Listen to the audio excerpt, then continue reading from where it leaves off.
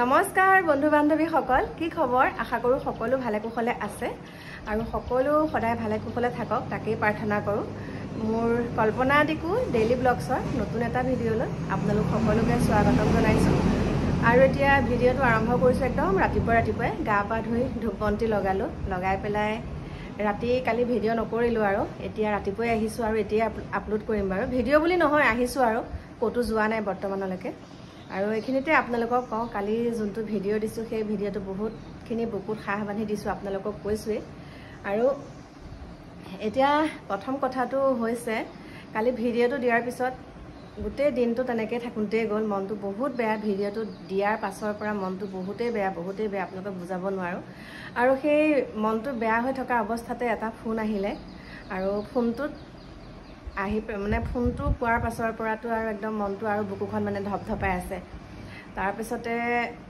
কথাটো কৈছো ফোনটো আছিলে মোৰ মায়ে কৈছে যে মই তোৰ ওচৰলৈ যাওঁ আৰু সেই অৱস্থাত মই মাক আনিবলৈ পৰা অৱস্থাও নাই মই যেনেকৈ আছিলোঁ ঘৰত মানে যেনেকুৱা মনটো বেয়া কোনো নাই মই নিজেও যাব নোৱাৰো নে ভাইটিও নাইকে কোনো নাই গতিকে মাইক ক'লো কৈছে মই আহিলোঁ এজনী মই গাড়ীত উঠিলোৱে বুলি ক'লে তাৰপিছতে ভাবি আছো হয় নে নহয় কাৰণ মাৰ মানে কথাবিলাক অকণ মায়ে পাহৰা হৈছে সেইকাৰণে এটা ভয়ো লাগিছে প্ৰথম ক'লে অকলে যাম বুলি ক'লে অকলে আহি আছো বুলি ক'লে তাৰপিছতে মই বোলো কাৰ লগত আহিছা মোক মানে ল'ৰাটোৰ লগত ফোনত কথা পতাই দিয়া বুলি ক'লো মই আৰু সেই ল'ৰাজনৰ টমটমৰ পৰাই মাৰিছে বা মোলৈ নম্বৰ মানে ল'ৰাজনৰ পৰাই মাৰিছে মায়ে মানে মোৰ নাম্বাৰটো কাগজৰ টুকুৰাত লিখি লৈছে মাৰ হাতত মোবাইল নাই দেউতাৰ হাতত আছে আৰু বৰ্তমান দেউতাও ঘৰত নাই দেউতা আছেগৈ কলিয়াবৰত তাৰপিছত দেউতা আছে কলিয়াবৰত মা অকলেই মোৰ ওচৰলৈ গুচি আহিলে কাগজতে টুকুৰাত মানে মোৰ নাম্বাৰটো লিখিলে আৰু সেই নাম্বাৰটো লৈ টমটম যোনখনত উঠিছে সেই টমটমৰ ল'ৰাটোক কৈছে যে মই মোৰ ছোৱালীজনীৰ ঘৰলৈ যাওঁ এই নম্বৰটোত ফোনটো লগাই দিয়া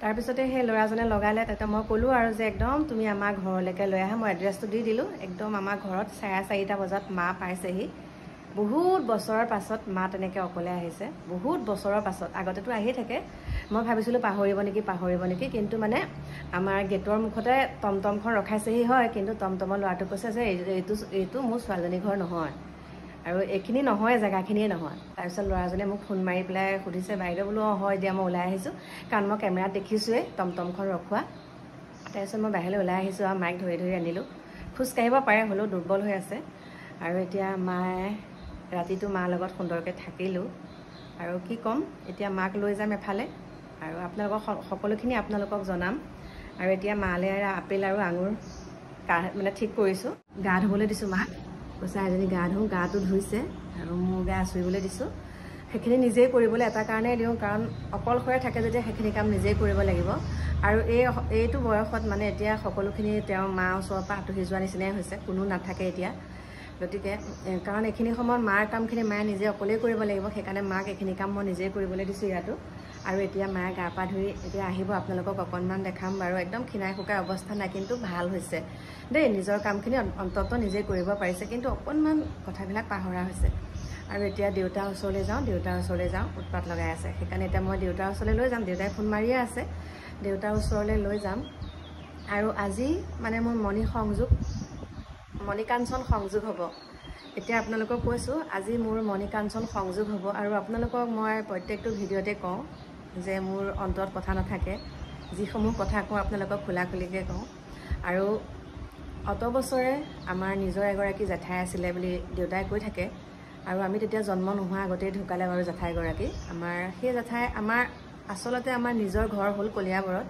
মোৰ দেউতাৰ ঘৰৰ কথা কৈছোঁ মোৰ একদম আমাৰ দেউতাৰ ঘৰ হ'ল কলিয়াবৰত আৰু কাকা দেউতাহে আমাৰ পুৰণি গুদামলৈ উঠি আহি পেলাই মানে এনেকৈ আমি পুৰণি গুদামতে আমি জন্ম হ'লোঁ কিন্তু সেই কলিয়াবৰত আমাৰ মিতিৰ কুটুম যিমানখিনি মানুহ আছে আমি একদম চিনি নাপাওঁ কিন্তু দেউতাই আজি এই অন্তিমটো সময়ত একে অন্তিম সময়ত বুলি কৈছোঁ এতিয়া মোক বোলে চাবলৈ বিচাৰিছে দেউতাই এতিয়া তাতেই আছেগৈ নিজৰ জন্মস্থান দেউতাৰ কলিয়াবৰ তাতেই এতিয়া দেউতা আছে আৰু সেয়া আমাৰ জেঠাইহঁতৰ বোৱাৰী জেঠাই ছোৱালী জেঠাই ল'ৰা একদম নিজৰ একেবাৰে নিজৰ গতিকে মই আজি সেইকাৰণে ভাবিছোঁ কালি বহুত সময় কথা পাতিলোঁ আৱেগিকো হৈ যাওঁ এতিয়া মোৰ লগত এইবিলাক কি হ'বলৈ ধৰিছে মই ভাবিছোঁ দেই আৰু এষাৰ কথা বুকুখন ডাঠ কৰি লৈছোঁ যে ভগৱানে যি কৰে সদায় ভালৰ কাৰণে কৰে সেইখিনিকে কৈ মানে আগবাঢ়িছোঁ আৰু এতিয়া মাক লৈ যাম তালৈকে। মই 10:30মান বজাত ঘৰৰ পৰা ওলাম আৰু 10:30 বজাত মাক লৈ যাম। আলোচনা আছে, বহুতখিনি আলোচনা,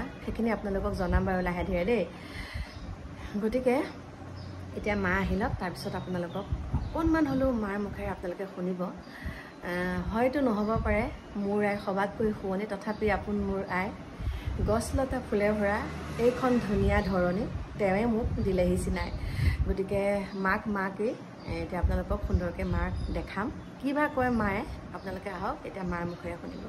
ফালে মায়ে খাই আছে দেখিছেনে, আহিলে গা পা ধুই অকণমান মানে কথাবিলাক পাহৰা হৈছে আৰু তথাপিতো মোৰ ঘৰটো যে কালি কেনেকৈ ওলাল সেই ভগৱান জানে।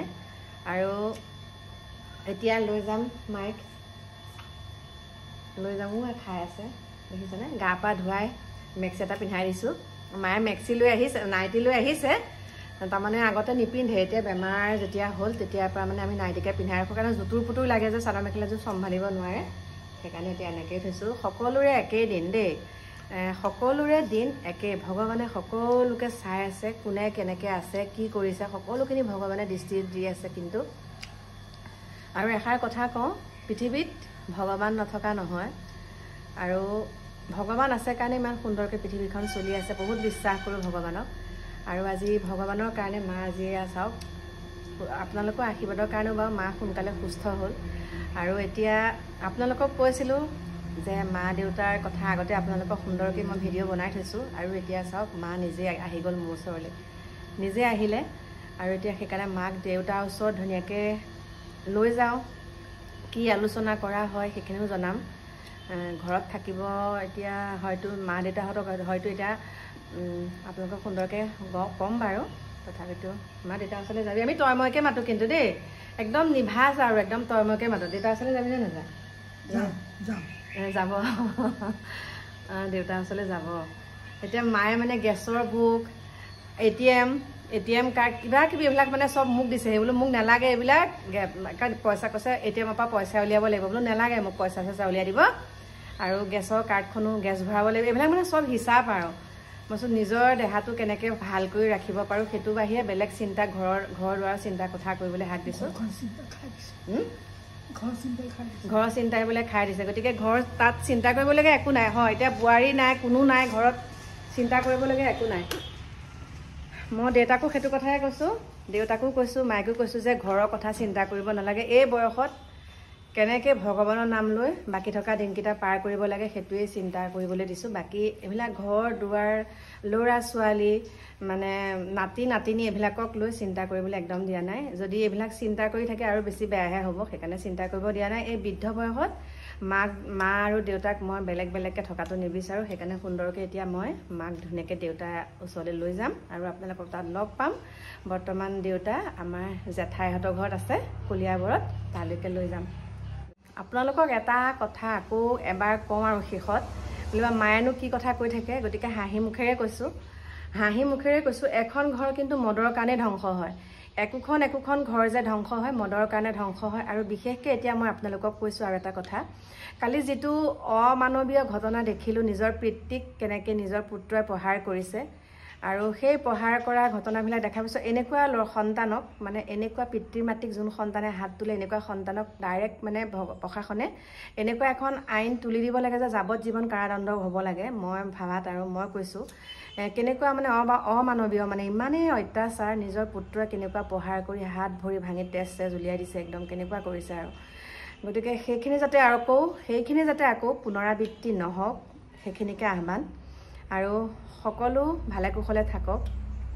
আকৌ এষাৰ কথা কৈছোঁ, মদৰ কাৰণে একোখন ঘৰ ধ্বংস হৈ যোৱাতকৈ নিজকে নিজে সংশোধন নকৰিলে বেলেগে কোনো সংশোধন কৰিব নোৱাৰে। নিজকে নিজেই প্ৰথম সংশোধন কৰিব লাগিব যে মই এইটো বস্তু নাখাওঁ, এই বস্তুটো মই নাখাওঁ। গতিকে নিজেই নিজক কণ্ট্ৰল কৰিব পাৰিব লাগিব। অকণমান হ'লেও 5 মিনিট হ'লেও যদি চকু ভাল মুদি ভগৱানৰ নাম লয়, অন্তত অকণমান মাথাটো ঠাণ্ডা হ'লে সেই কথাখিনি মনলৈ চিন্তাটো আহিলে মানে তেওঁ অকণমান হ'লেও শান্ত হ'ব।